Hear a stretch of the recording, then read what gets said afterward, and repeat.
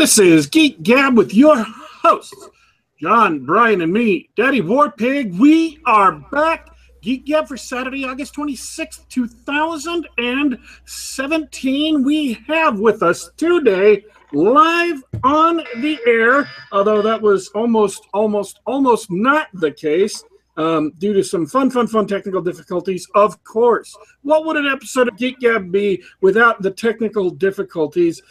We have special guest David J. West here, author of many books, which we'll no doubt get to in just a few moments. But before we do, John, how was your week? Hello, it's been a good week. We had a great game night, more or less last minute on Wednesday. When you're done here, go listen to that. And what the heck? It's been a good week. How about you, Brian? It's been a week. Didn't we just do this like 2 days ago? It feels like 2 days. Yeah. I was hoping. See, I saved all my my advertisements for after you're on the books because I wanted people to. I didn't want to steal your thunder there, which is a really good episode, by the way. Thanks. Yeah, it's been 3 days, but we did 2 episodes that day, so maybe it's only technically 1.5. Well, I mean, it's actually Saturday again. Like I don't know. I've kind of lost my conception of time because I haven't slept in like 27 hours. But That's bad. what are you gonna do? No, it's awesome. It's like every Mad Max movie. It was sweet. Get more sleep. You could. I mean, it's an option. It's theoretically possible. I'm just putting that out there. If we can figure out how, I'd like to hear it. But I'm doing awesome. I've got a bet with myself, by the way. And now I'm not going to announce the bet right now. We're just going to see at the end of the show whether I win the bet or not. But I've got a bet with myself, and I'm keeping an eye on that. By the way, folks, we have our guest here on the air, David J. West. Do you want to introduce yourself? Hey, I'm David. I write weird westerns, dark fantasy, a little bit of anything with action-adventure that strikes my fancy. I collect a lot of books, a lot of swords, like being involved with the whole pulp revolution thing, and excited to be here. Excited to have you. And you just had a book come out in the last couple of weeks, if I remember correctly. Yeah, I just released Brutal under my pen name, James Alderdice, July 11th, and then the very next day I released something just because I was enamored of the cover that was older. It was my weird Lovecraftian novella, The Highways of Madness, that was originally in Redneck Eldritch. That's a great name, Redneck Eldritch. At first I thought, I don't want to write a redneck Lovecraft story, but then right as I was typing that, the imagery of truckers came to mind, so I wrote it. See, I actually have a concept for a redneck Lovecraftian story hanging about somewhere on my hard drive. Well, it's great, right? Because Lovecraft wrote about the Northeast, right? That Yankee culture. But I mean, if Cthulhu exists in the whole world, then why wouldn't there be stories in Appalachia or the South or wherever? Yeah, they put stories all over the map with that one. With me, I kind of stuck with something I'm familiar with, which the story is predominantly in Utah, a little bit Nevada, a little bit Colorado, because they're truckers, but it was a lot of fun. So what is Brutal about? Brutal is me wanting to write a Conan novel that I'll never get the rights for, so did kind of a sellsword with no name type thing. And I definitely abused the inspiration, which was Yojimbo, Fistful of Dollars, and Red Harvest. I borrowed mostly from the book Red Harvest, but there's definitely some Kurosawa, Sergio Leone influence in there. That's the first thing I thought of when you said sellsword with no name. I was like, oh, that's classic Western Clint Eastwood style. Yeah, and I've had a lot of success with my Porter Rockwell weird westerns lately, so even though it's fantasy, it probably still hangs out in that same milieu. I was gonna say one of my favorite Lovecraft stories is a redneck story. It's Beyond the Wall of Sleep. About about a redneck who just starts having like weird Lovecraftian dreams and goes completely insane. Check it out. That's not your autobiography right now, is it? Beyond the Wall of Sleep. I'm just no comment. Uh, But if anybody runs into that thing that shakes and laughs and like burns through the sky, and just like throw a rock at him, throw it hard. That'll keep you up. No, I love hearing that you're writing westerns, because as far as film goes, it's pretty much a dead genre. So how's it doing in print form? The print, I sell print copies, but it's like 2017, 95% of my sales are ebook these days. Oh yeah, that's what I meant, like books. It's doing pretty good. I finally started thinking I had to plan out some success here, because hope is not a winning strategy. Hope is not a marketing strategy. And I had done enough previous short stories of Porter Rockwell that were weird westerns that I decided I'd collect them up last year. So it was last year I released it in the end of August and started doing just the basics of marketing, and it actually worked out really well. And I'm like, oh, I better get my act together and start learning how to do this better. So I was able to push it and got that book to #1 in Western horror by October, and started thinking, all right, I need to implement this better. So I planned a launch of at least a trilogy for January, and Scavengers got #1 in like multiple categories. And it's been hanging out, typically in the top 20 to 40,000 ever since. So I'm always selling, at least a handful of copies every day, which is nice. So it's sold well over 1,000 copies by now. So that's a success. Well, and a lot of people who want to be writers, who are interested in it, don't realize that there are 3 parts of the writing trade nowadays. And you have to handle pretty much all 3 of them yourself. The first one is obviously the writing. You can't sell anything if you don't have anything to sell. The second one is marketing. You can't sell anything if the audience doesn't know your stuff exists. And the third one is the business aspect, is bringing in money, making sure you're not spending more than you make, making sure you pay the IRS, because you can't sell anything if you're in jail for tax fraud. So those are the 3 legs that your career has to be built on, and you have to take care of them yourself.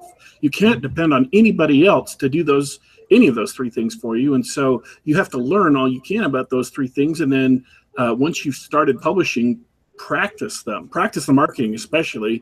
Figure out how to reach an audience who will love to buy your books. Yeah, it's like when I first started, my first novel was traditionally published, and I was like, oh, this is going to take off and this will be great. Yeah, it didn't really happen. I think most of the sales were through me anyhow. So that was kind of a wake-up call. And then I started doing a lot of short stories, because I love pulp rev type short stories, thinking that this will help get my name out there, but it's not 1970 anymore. So I think that marketing way is not the same. I still love short stories, but it's not the same as actually marketing yourself. So that's kind of the lesson it took me a few years to learn. You know, it occurs to me that we've been talking about short stories for a few weeks now, and it just occurred to me that there isn't a market in terms of sales, but I think the most people reading short stories nowadays are reading them on blogs, places like Tumblr and fanfiction.net and places like that, where most of the content's mostly free and terrible, but there's the audience for short fiction isn't the same anymore. Right. And I'm used to the old Weird Tales, Robert E. Howard type stuff. I think I had too much ego to ever put up short stories for free, so I've rarely ever done it. I had friends who say, hey, get on this, get on this. And I'm like, no. Well, maybe the internet needs a site like that, you know, a fanfiction.net for people. Well, I mean, let's be honest, a lot of the stuff I've seen even in like Kursova magazine is Robert E. Howard fanfiction. Yeah. Well, I sent something to the Pulp Rev mag that some guys were putting together. I don't know what the status is with that. I only saw the first story was out yet. I don't even know how to pronounce his name right. Raul? Yeah, close enough. Okay. It's was that the Story Hack or Astounding Frontiers or? It was something Jesse Lucas was doing, but I'm feeling stupid for forgetting the title exactly. But guy who wrote Sword and Flower had the first tale on there I saw yesterday. But yeah, Story Hack is taken off. I've got a story in that coming out as soon as that comes out. That's another Weird Western Porter story that's coming. I think he's trying to get that out in the next couple weeks. So yeah, there's a few markets, but it's not the way to fame and making a living quite yet. Let me ask this question. When I assume you're publishing independently right now, right? Mostly, yes. What have you found to be the most effective marketing for independent publishing? Amazon Marketing Services. It takes money to make money, but it's been paying out for me. And so I highly recommend that to any other indie authors. So that's interesting because I've never been able to get that to work. There's some tricks to it, but if you're doing it right, it pays off. So I had a friend who's reasonably successful. He's got his own little mini publishing company, and he was trying to put it out there with like 7 keywords, and I'm like, oh no, dude, you've got to do hundreds. Another Nick Cole says, let Amazon pick the keywords for you. That's not gonna be enough. They're gonna suggest like 20 or 30 for you. Mm-hmm. And that's not enough. You need to target your audience. It's the same as anything. So you target people that you want your book to show up next to. So right now, if you were to scroll through a lot of sword and sorcery, I'm talking real sword and sorcery, not the Harry Potter stuff, on Amazon, you would hopefully be seeing Brutal in those suggested books. Okay. I can dig it. So it's the concept of trying to go after the people that are most likely to like your stuff. Yeah. Similar authors, all that. Yeah. Like I've noticed, I think I did add your name, Brian, and I've seen a few people who clicked on it, didn't buy, but then I did see that a couple people did. Okay. Yeah, because it's kind of for me because there's really nothing else like me. And that's kind of a brag and kind of a lament. But yeah, I really haven't found anyone doing what I do. Yeah, from a marketing standpoint, you need to go to the next closest thing. The people that like you, who else are they reading? What else are they reading? So, you know, for me, it's like I kind of threw a net out for anything that was reasonably close. I wonder if success in the ads can be linked to having a book that's more easily described in a short ad, because Brian's books are not easily categorizable necessarily. And when you see the title of Brutal, it's brutal, an epic grimdark fantasy.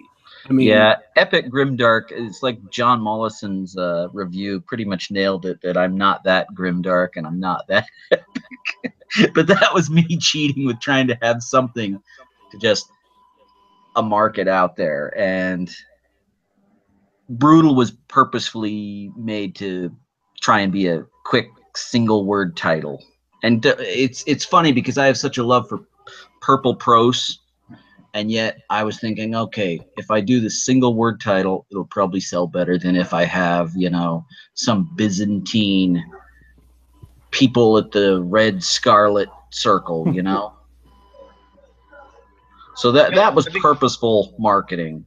That's interesting. I think your titles are great, Brian, myself. Oh, thank you. But it comes down to you have to step away from the creative author and get into your marketing shoes and think, okay, how is this going to grab people? And so you purposefully have to come up with a good log line, some copy that someone's going to read 1 or 2 sentences like a movie poster and say, I'm gonna check that out. I'm gonna click that link and look at the longer description. So I purposefully went through and tweaked headlines for Yojimbo and Fistful of Dollars and Conan to try and come up with several different 1 or 2 line copy treatments for people to click my link. Mm-hmm. And that's stepping away from the creative to market. Yeah, that's smart. I mean, 90% of my marketing is just making fun of John Scalzi, which has worked so far. If that works, that's awesome. I think for me, I don't have anyone that I really want to stick my finger at quite yet so much to. I mean, I don't read Scalzi, so. Well, Manzor's pretty good. And it's not that I want to stick my finger at him. See, there are 2 reasons that you can just mercilessly mock and harry someone to the ends of the earth. And one is because you hate that person, but that's amateur hour. I torment Skulls because I love him, which is far, far worse, because anyone who studied any Christian theology at all knows that God, who is love, also doles out the most horrible punishment imaginable because he loves you. So I'm coming from a happy place in this one. I like no sleep, Brian. This is the darkest Brian. The darkest Brian possible. I'm getting ready to write. I'm going to write a chapter after this. So. But no, I do want to just second David's marketing advice. No, he is doing it right. That's really what you want to do. Do not do what I did. Pick an actual definite genre. Don't invent one, because you need to find your audience, and then you need to market to them. You need to target them. Yeah, that's kind of why I actually went with my pen name, James Alderdice, because looking at the Amazon algorithms, if you look at James Alderdice, it's still a picture of me, but you look at the also bought authors, it's all fantasy authors. The problem with David J. West's also bots is it's a little bit of everything. It's a bunch of Lovecraftian people. It's some fantasy people. It's some Larry Correia, but it's also a whole bunch of Western stuff. And Amazon doesn't comprehend, its algorithm doesn't know who to suggest my books to. And that's a shot in the foot. It's crippling me. And that's the biggest reason I said, okay, I'm going to start releasing my fantasy only on James Alderdice, and I can practically guarantee I will sell more. Yeah, fascinating. Incidentally, if you do a search for my name on Google, not Amazon, but on Google, it comes up with a picture of Larry Correia for some reason. I saw that. I saw that when you shared that on Facebook. We don't know what's going on. But yeah. There's got to be some linkage somewhere, people talking about both of you on the same page. Well, I was going to say this. It's kind of clear that you're cribbing from Korea as far as your marketing and online presence strategy goes. So it could be an algorithmic thing where you guys are sort of acting the same, and so they can't tell one from the other. You know better than me. I got a picture of me and Larry from WesterCon, and I posted it because I was all excited to finally meet him in person because I had just moved back to Utah. And, man, I was bombarded with mini-me comments because I'm short. I'm like 5'3". I saw that one. And, oh, man, I just like, oh, that was a mistake to share. But no, getting back to what you were saying about the pen name, because back in the day when trad publishing was the only avenue there was, right, they would tell authors to develop different pen names and write in different genres. Like if you're going to write in a different genre, then pick another pen name. Like the classic scenario was dude who writes cozy mysteries and then wants to write romance on the side. Yeah. Right. We'll change names, but you found that in the digital age that has been helpful for you. Yeah, it's so interesting to me how it almost feels like things are going full circle from how they used to be back in the day. I think of indies as the pulps. Yeah, I totally agree with you there. I just realized that I have got an ad blocker that I installed that is working quite efficiently to shield me from ads. But one of the other things that's working quite efficiently is shielding me from seeing Amazon ads. And so I just turned it off for Amazon.com so I can start taking a look at what gets marketed when. Well, it's like your general full screen page will have, whatever product you're looking at, but then just a little ways down, not even all the way to the bottom, just, a third of the way down, there'll be all the sponsored ads. And, it's for whatever your product is. From something for me that I've tried is a little bit different is I'm not even only doing books. Sometimes I'll even tag similar movies. I've tagged all the movies that I love that I think are close enough to my book so that maybe somebody else will think it's similar and they'll give it a shot. Yeah, why not? Spaghetti approach. Yeah, I mean, I don't know. It's mostly books and authors. That's what I shoot for. But yeah, you got to have a good copy that grabs people's attention.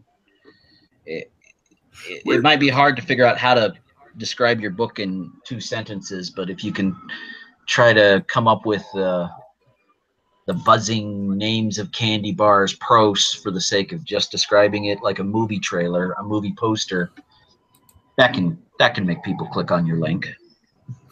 The text that shows up in these Amazon ads, that's text you write yourself? Yes. And is that different from what shows up in under the description? I mean, is that a specific text just for the ad? Yes. See, the description for the book itself is longer, but I try to start with like a little lead headline. I think I put a man of violence, a duchess with dangerous desires, 2 warring wizards. Things are going to get brutal. But, like a little alliteration there. Yeah, so I found that to be successful. That's what really worked out for me for Scavengers. So that was, an untouchable gunslinger and yada yada, and that seemed to work out for me. So I've been kind of repeating what worked. I'm just flipping through, trying to see if Brian's if his text comes up, just to see what he wrote for it. For what? But for your books on Amazon. Oh, but you're not sponsored right now. You're not running a. You're not running a campaign right now through Amazon ads, so it won't come up. Well, not that kind. What I am doing is I'm using all 5 of my KDP Select free days for my Ragnar nominated book Secret Kings. It is free today and for the next 4 days. Like totally free for Kindle. Go get it. There's a link in the show notes. Get I do that too. Get James Alderdice's books and then get mine. Sorry. Yeah, that's been real successful for me with the Porter Rockwell ones. Is I was taking advantage of the, hey, it's down to 99 cents. Hey, it's free today. And that worked too. Mm-hmm. But it's like I'm trying to do a multi-pronged approach because I want to get to a point where all I do is write. So right now I've still got a day job, but July was my most successful month ever, and August has already beat it. We've got 5 more days for me to really stick it to July. Yeah, go for it. Kick July's ass. So your first book was traditionally published. Who was that published through? It was a small publisher in Salt Lake called Widow Publishing, and that book was Heroes of the Fallen, which was me doing a very Robert E. Howard-esque take on the Book of Mormon, because that's what I wanted to read. Nobody else had done anything even close to what I wanted. I didn't like tennis shoes among the neophytes type stuff. I wanted something savage. So I wrote what I wanted to read and had a hell of a time finding a publisher, because the first small pub that read it said it was good, but they weren't sure if they could market it. And then Covenant Communications, which is big in Utah, told me no. And I got mad. The book was epic sized. So I broke it in half and sent it to Widow Publishing at like 4 a.m. And then like a month later, I won a short story contest. And the next day they called me at home to offer me a contract. And I was like, yeah. And then I had the joy of waiting like a whole year until the book was published. It's hardback, so that was cool. But it never sold nearly as many copies as I would have liked. I think maybe now that it's been 7 years, it sold about around 1,000. I pleasantly got a $5 royalty check last month for whatever couple of ebooks it sold, which I'm willing to bet the ebooks it sold in the last few months that gave me that $5 was probably Pulp Rev people. That would not surprise me. Would you accept a traditionally published contract in the future? If it was right, yeah, I would. If it probably allowed me to still do indie stuff, yeah, I would. But I don't think they're gonna offer anything like that. I think I'd have to be quite a bit bigger for traditional to notice.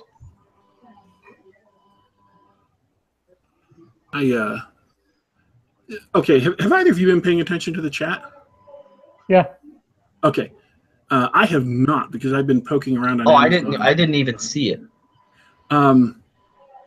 Is there anything interesting that's come up in the chat? Chat is almost dead today. We've got a fellow named Larry Richardson who mentions that Robert M. Price suggested that someone should do a Mythos Robert E. Howard rendition of the Book of Mormon back around 1995. Okay. I would probably be the closest guy to that, because I enjoyed having some multiple. The way I wrote it was kind of epic, and I had some Lamanite characters that are getting initiated into the dark priesthood and bowing before their 12 gods, of one of which I made Cthulhu, even though I figured nobody would know that. Who picked it up? I just have this notion, and I could be completely wrong, but I think if you're advertising on Amazon itself, that is paid advertising, not just Amazon's customers who bought this also bought this other stuff, so maybe you're interested. It helps greatly to have a sharp, punchy, not just text, but like an immediate recognition based just on the title and the tiny thumbnail of the cover to push what it is you want the book to be. Just something it's sharp. I mean, almost like a jab to the nose. That even if they're not interested, they have no question but what your book is about. If it's hard science, if it's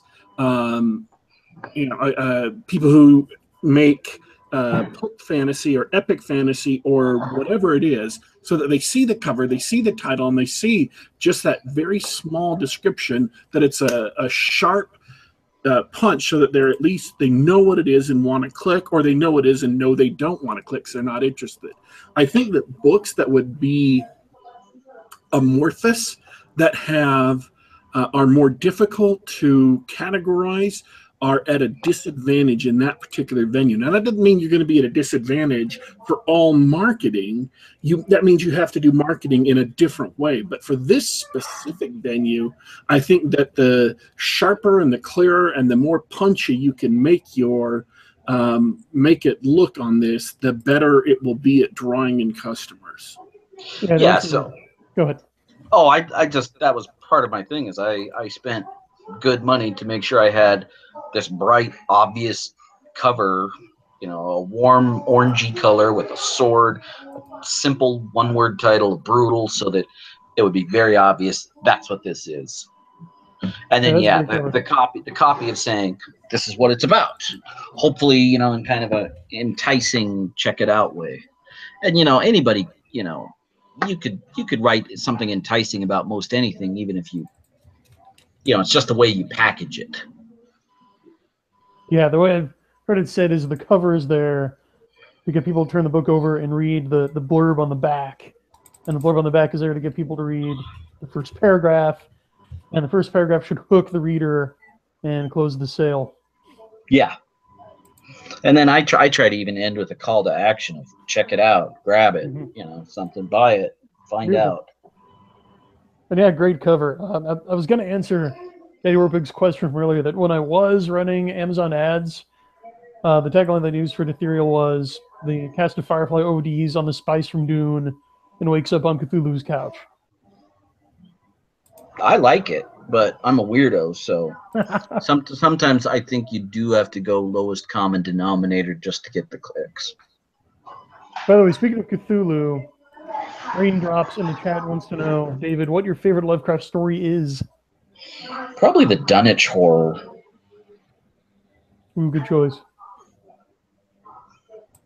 I'm going to go with my favorite is actually Pickman's Model. Ooh. But I'm wondering, has David ever seen the totally 70s out Dunwich Horror movie with Dean Stockwell in it? I have not. I missed that. Yeah, check that out sometime.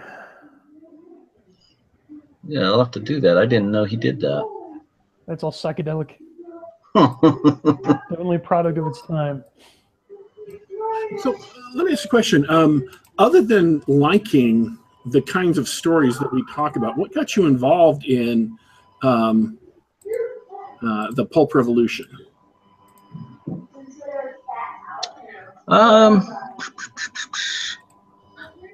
Beyond liking similar type of stories, I think I would have to go that I could recognize a similar political ethos in the sense that maybe I lean right, but I'm perfectly fine with having lefty friends as long as they're not beating me over the head about it. And I do feel like, hey, everybody needs a voice. Even if I think you're an idiot, I think you deserve a voice. And I just have to feel like, by and large, the pulp rev people have more common sense.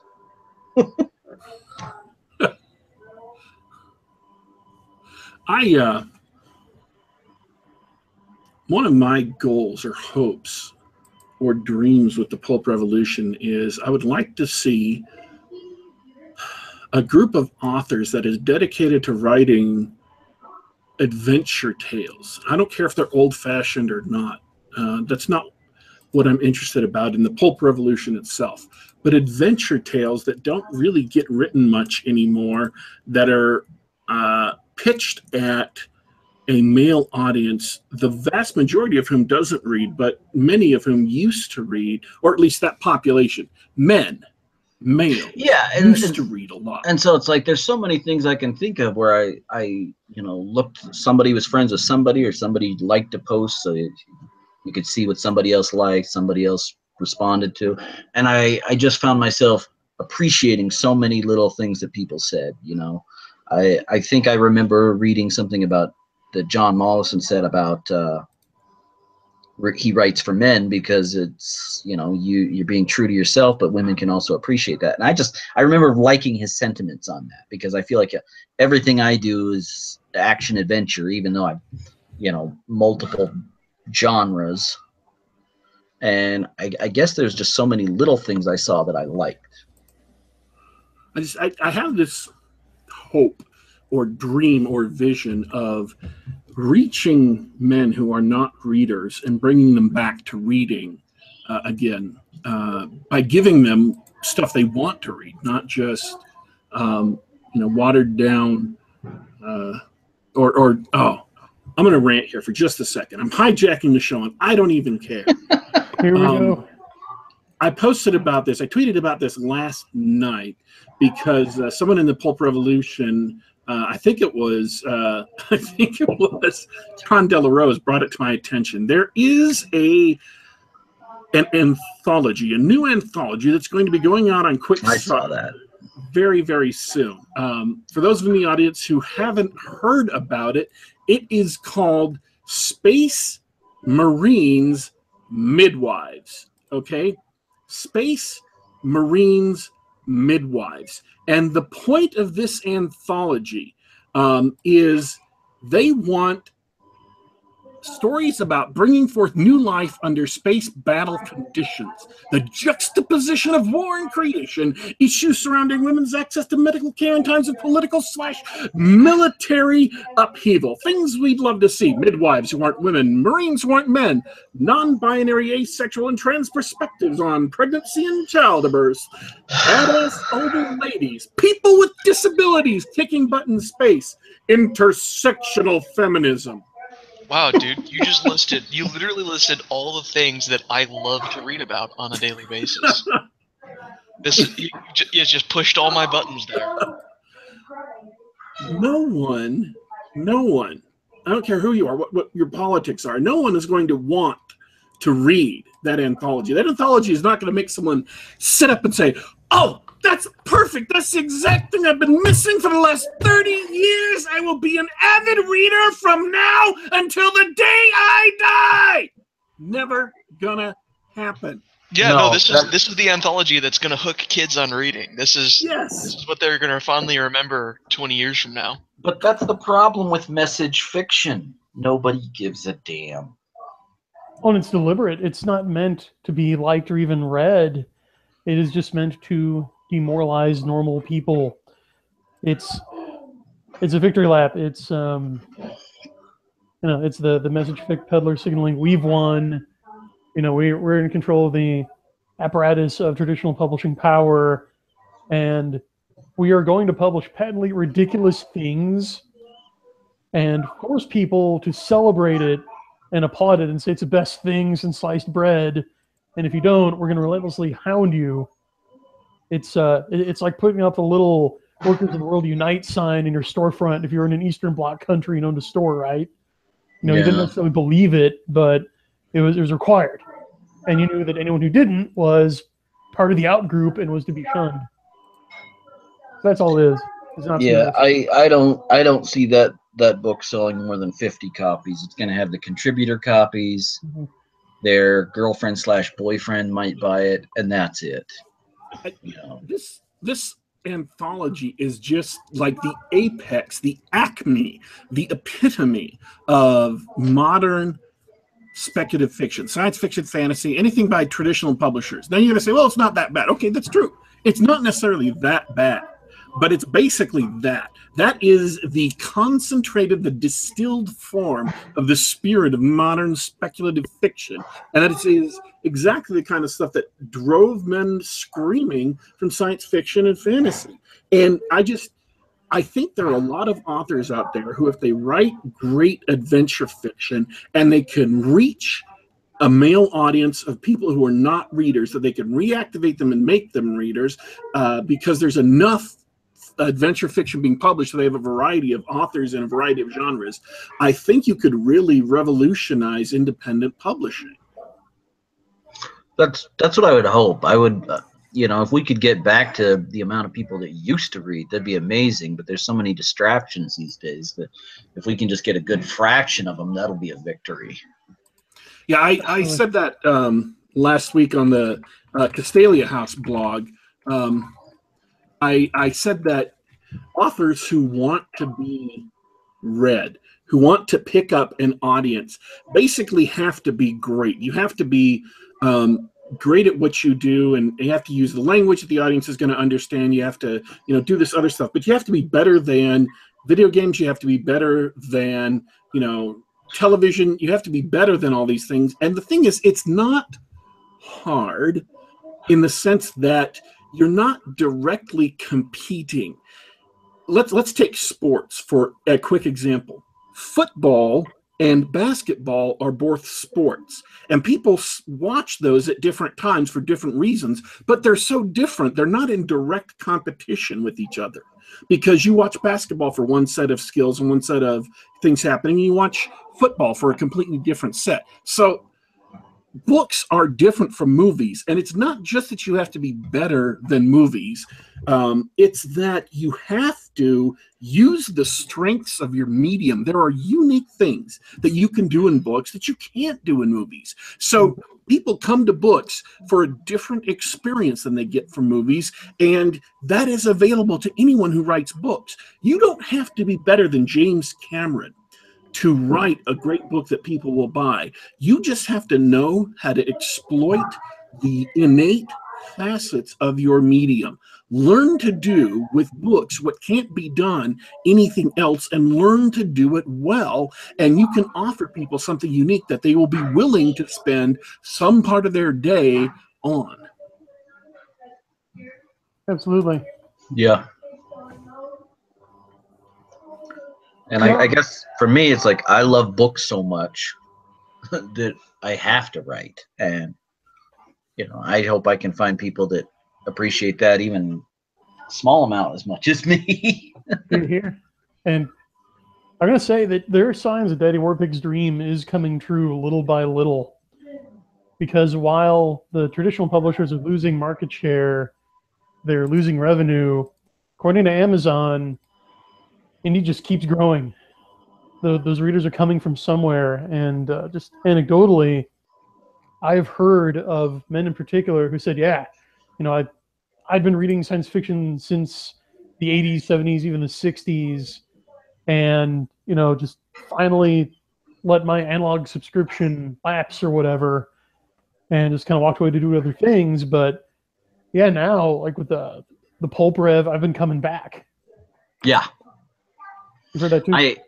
To toot my own horn, I've actually been super pleased when I've compared myself to a few of the other trade published stuff that's big, that's getting a lot of talk. I look at it, I'm like, Brutal's outselling them on Amazon.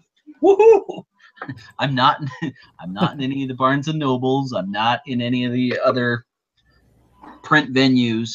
But when it comes to just Amazon, I'm outselling these books that are getting a lot of talk. So that pleases me greatly.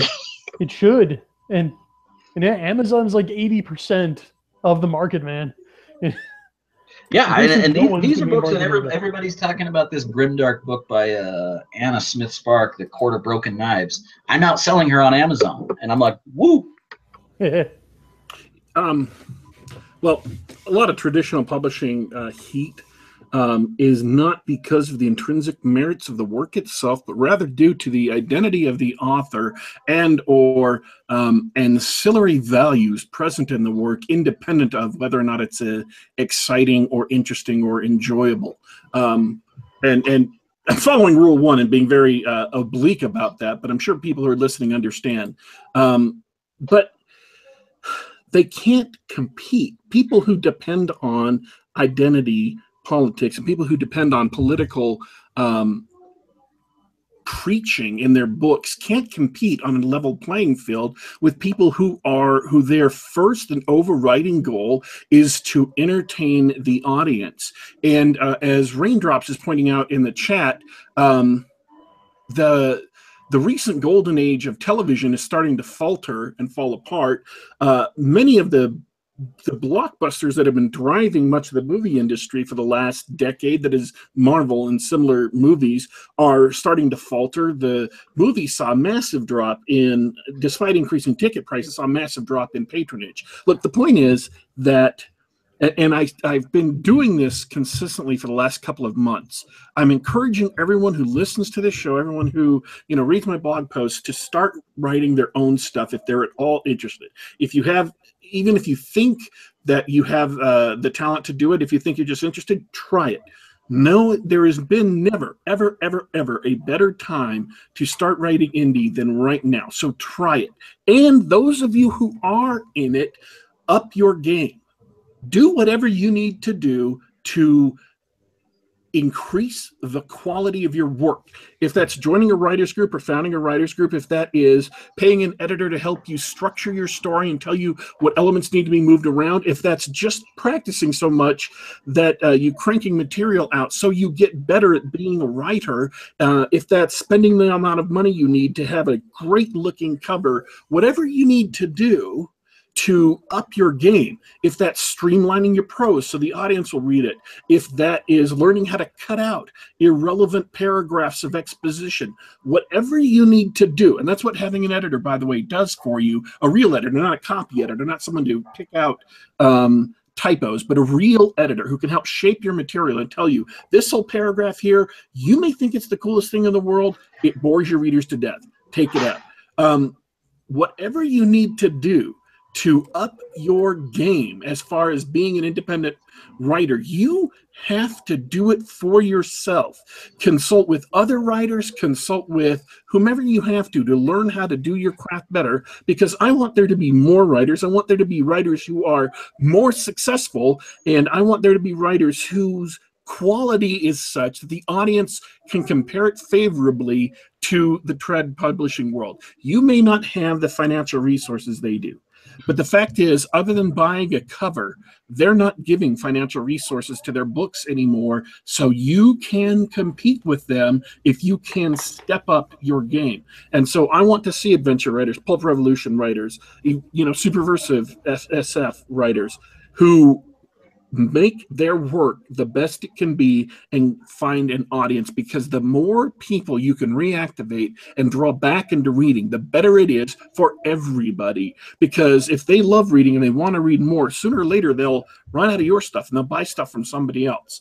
The more the better that any one of us does, the better it is for everybody else. There will be knock-on effects later, and that's what I keep on trying to encourage people to do. Yeah. So David, what is your number one piece of advice for writers to find an audience? For me, I write what I want to read. I feel like I've got the, I guess I'd call it the manly taste. I want action, adventure. I like some beautiful prose that, about how you killed someone. That's one thing I love so much about the Iliad. And he stabbed him. And his breath was taken away on the black wind. I love that kind of stuff. And so that's what I try to do. And I figured there's got to be people out there that like it just as much as me. Beautiful. I would second that. We are running out of time. Is there anything you want to say? Anything you want to get in before we shut down? I just really appreciate you guys having me and having the opportunity. Hey, thanks for coming on. It was a pleasure. Yeah, anytime. Is there any last words, Dornell? That was it. Okay. What about you, Brian? Yeah, just another reminder that the Dragon Awards are right around the corner. I believe that Monday is the last day that you can register to vote. And I think voting closes on Tuesday. So there should be a link to it in the show notes. But yeah, voting's free. My book, Secret Kings, is up against Scalzi's Collapsing Empire for best science fiction novel. And my book is also free, which ties into what David was talking about. Not only do we indies have access to all of the tools that TradPub does, we have access to more. Mm-hmm. And we're much more agile, much more adaptable. So yep, can move faster, can take advantage of, hey, this. You do not have to wait a year to get a book published as an indie, but that means that you yourself are responsible for making sure that it's the highest quality you can make it. If you're going to be out there publishing as an independent publisher, you need to start building your brand as an author to where people are going to buy your books just because you wrote them. And if you don't establish a reputation for quality, then people aren't going to love your stuff and want to pass it along to their friends. Too right. You're here. All right. We are out of time for today, but let me say this. I both won and lost.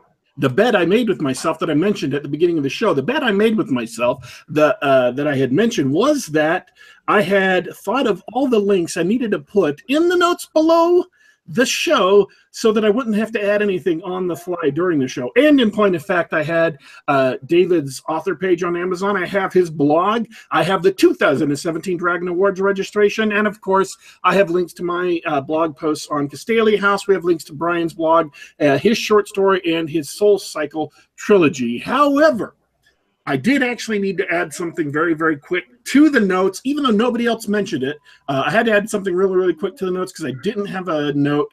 I didn't have a link for Brutal. So I have now added a link for Brutal in the description below the show so that those of you who are interested in his epic grimdark story that is not so epic and not so grimdark can click on that and check it out. I actually had that taken off of the print copy. But thank you very much for that. This has been Geek Gab for Saturday, August 26, 2017. You can catch us on YouTube, youtube.com/GeekGab. You can catch us on SoundCloud, iTunes, and the Google Play Store, at least for the present. Just do a search for Geek Gab, and you can subscribe to the podcast and automatically download us to any one of your mobile devices, except even including Windows Phone, if they're still making those, because SoundCloud will give you MP3 files. Now, the other thing I'd like to point out is if you want to be included in a list of announcements to know when this show is going live, so you can come on and you can join, be absolutely thrilling, and I'm not even making that up. This is not hyperbole, folks. I know, or hyperbole. I know that you are used to perhaps thinking that I exaggerate everything, but I want to let you know that it is absolutely accurate and true that we have awesome conversations that go on in the chat while the show is on the air, conversations that are not saved, they just go away. So if you want to come and be educated, if you want to come and be inspired, to be amused and entertained, by all means, not just click the subscribe button, but click the bell so you can double secret subscribe. And I will tell you this. There have been times when I have copied notes out from the chat to use in my projects because people in there have had good points, good suggestions of books to read, movies to watch, good suggestions, or ideas I can follow up on later. So I'm absolutely dead serious when I say we have got a great audience who comes out for the show live and does it in the chat, and you will find it to be of value. Be sure to double secret subscribe if you want to show up for that. We are leaving you, folks. We are abandoning you, our audience, until the next time we get together. But don't worry. Don't you fret. We will be back.